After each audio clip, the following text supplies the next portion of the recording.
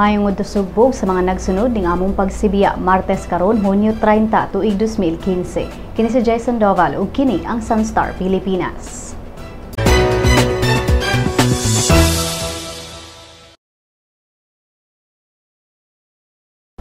Tensyon sa Makati City Hall mitumaw human gi-reserve ang kaganinang alas 8 sa buntag sa Department of Interior and Local Government ang suspension order batok ang Makati City Mayor Jejomar Erwin Binay Jr.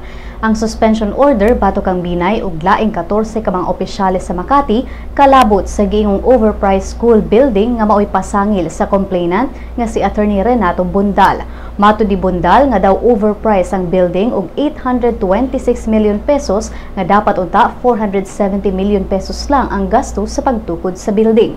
Gingong dunay mga supporters ni Mayor Binay ang nanglabay og mga botelya sa tubig ug mga lingkuranan ngadto sa kapulisan ato sa pag-serve sa suspension order. Gikatahong dunay mga supporters o mga miyembro sa kapulisan ang naangol. Pasado alas 9 kaganinang buntag, si Vice Mayor Romulo Kid Peña nanumpa sa ikaduhang higayon isip acting mayor sa Makati City. Si Peña una nang nanumpa isip acting mayor ato sa pag-serve sa DILG o suspension order batok ang Binay ni adtong Marso. Karong buntag, wala sab pasudla sa kapulisan ang mga empleyado sa Makati City Hall ato sa pagsilbi sa o pag-serve sa suspension ni Binay kinsa naasulod sa iyang opisina. Matud pa ni Mayor Binay nga aduna na sila petisyon nga gi-file sa Court of Appeals kabahin sa ikaduhang suspension order nga gipagawas sa Ombudsman.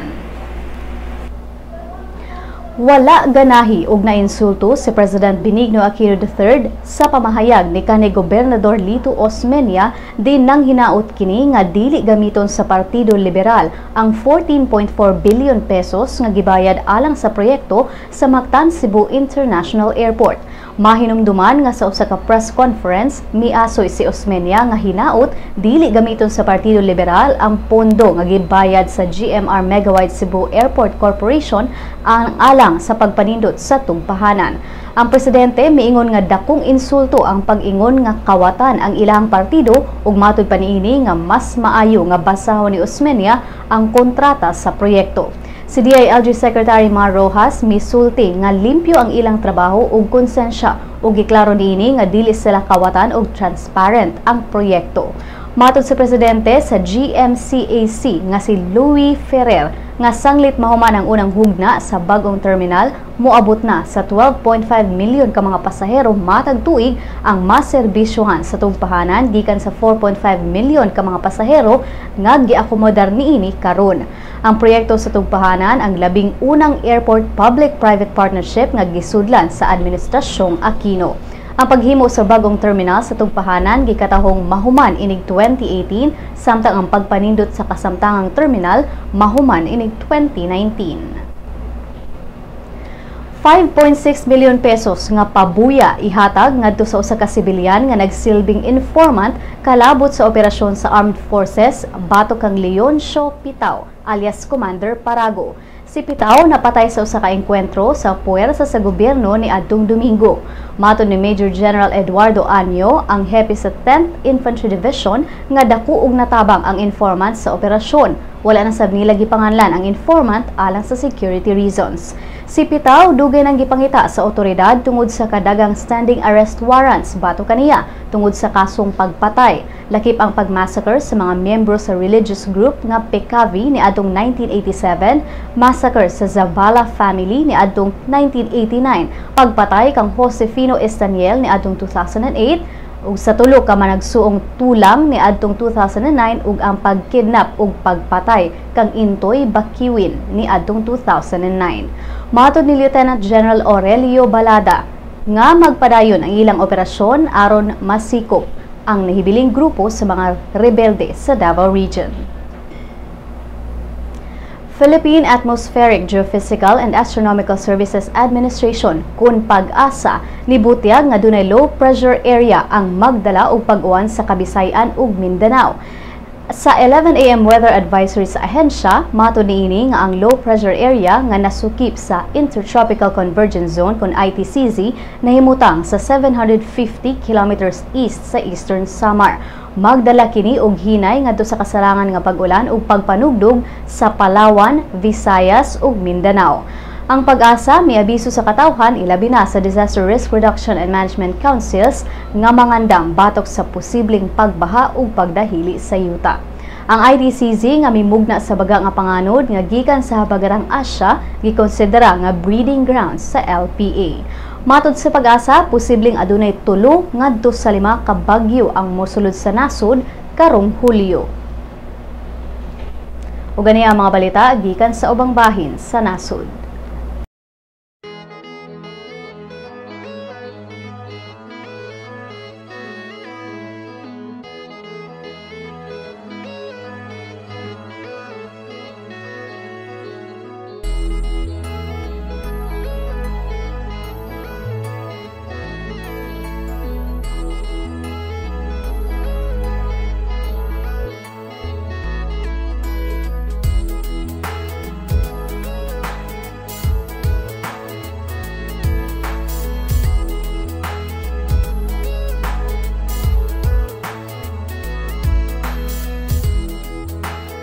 Had your daily dose of Sun.Star news? Good news! Sun.Star's e-paper has a 7-day trial version.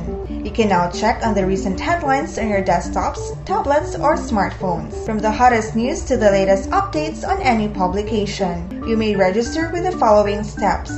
First, go to the website www.sunstar.com.ph. Click the e-paper button on the upper right corner of the page. Click the subscribe button of the new user icon. Fill in the required field of information for registration. Once you're done, don't forget to mark the I have read and agreed to the terms of use and the privacy policy.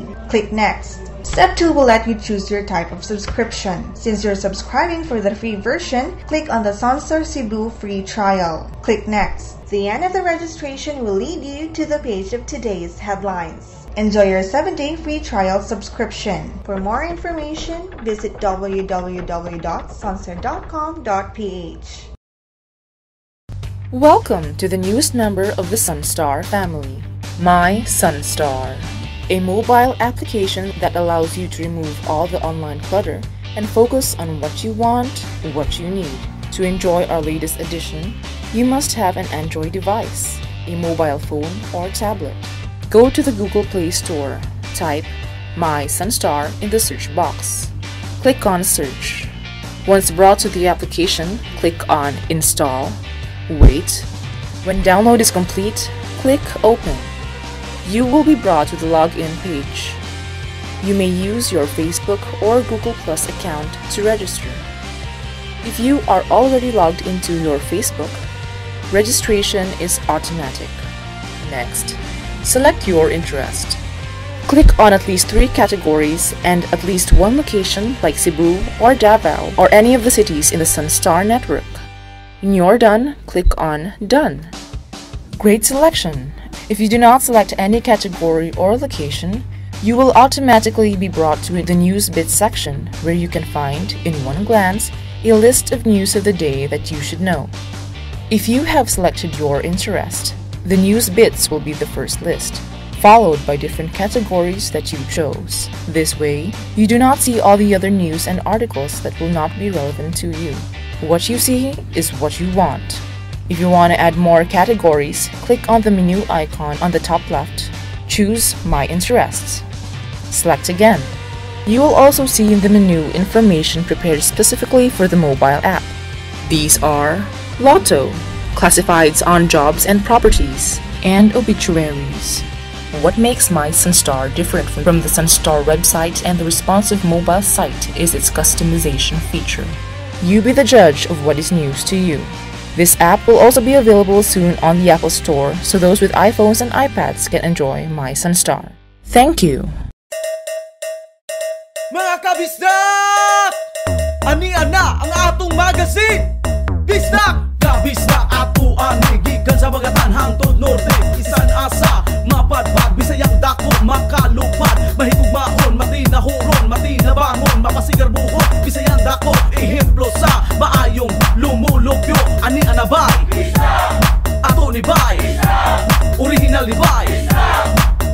Magazine by Ang Bisdak Magazine mapalit sa Newsboys ug sa inyong suking tindahan.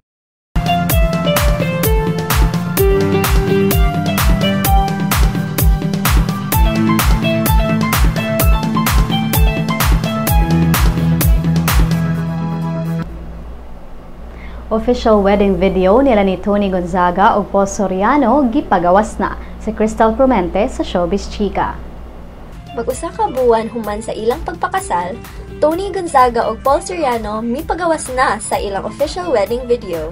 Ang video gipublish ni filmographer Bob Nicholas sa iyang Vimeo account. Highlight sa video ang showbiz nuptial ug ang emosyonal nga wedding vows ni Toni ug Paul. Ania ang video ni Bob Nicholas.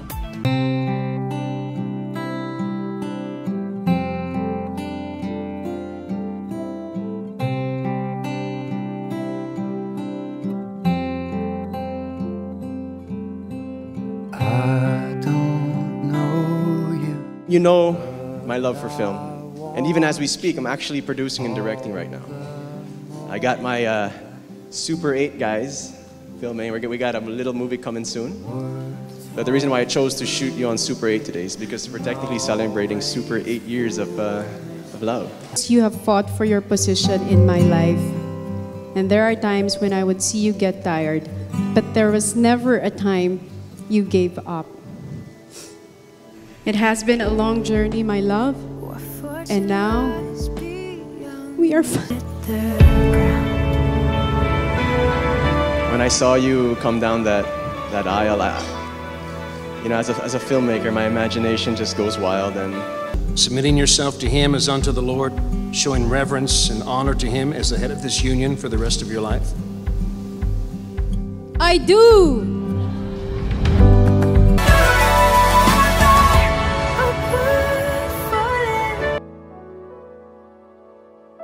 Ang duha nagpakasal ni atong Hunyo 12 sa hometown ni Toni sa Taytay, Rizal. Kini si Crystal Clemente alang sa Showbiz Chika. Alang sa uban pang Showbiz Chika, bisitaha ang celebrity.sunstar.com.ph. I-follow po din sa Twitter at Sun.Star Showbiz. Sa Lotto results, walay nakadaog sa mga premyo sa 655 Grand Lotto o sa 645 Mega Lotto sa mga bulak kagabi. Bulahon unya ang 649 Super Lotto o 642 Lotto. Aniya ang balor sa dolyar gikan sa Bangko Sentral ng Pilipinas.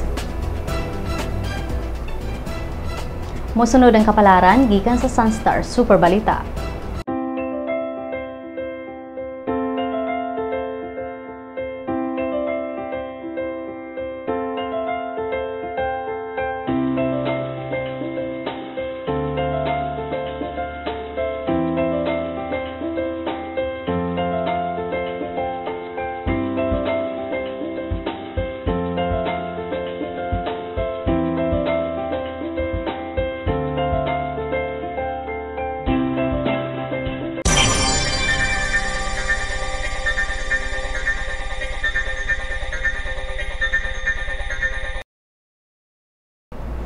Ug din hinatapos ang atong mga balita karong adlaw. Alang sa dugang pang updates, bisitaha ang www.sunstar.com.ph. I-follow sab ang among mga updates sa Twitter at Sun.Star Online ug sa Facebook, Sun.Star Philippine News.